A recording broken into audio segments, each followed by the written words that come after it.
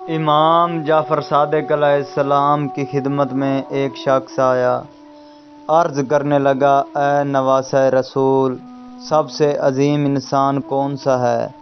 امام جعفر صادق علیہ السلام نے فرمایا، اے شخص، یاد رکھنا، سب سے عظیم انسان وہ ہے جس کے اندر یہ 3 باتیں پائی جاتی ہیں۔ پہلی کہ وہ جلدی معاف کرتا ہو، کیونکہ جو انسان اللہ کی مخلوقات کو جلدی معاف کر دیتا ہے، اپنا انتقام نہیں لیتا تو اس کا انتقام اللہ لیتا ہے۔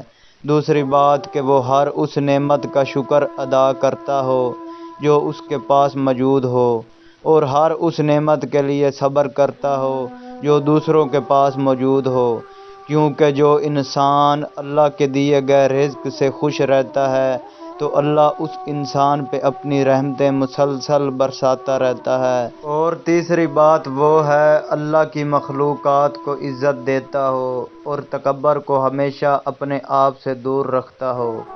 جو انسان جھک کے رہتا ہے، تکبر سے دور رہتا ہے، تو اللہ اس انسان کو دنیا و آخرت میں ایسی عزت دیتا ہے جس پر تمام انسان تا دیر فخر کرتے ہیں۔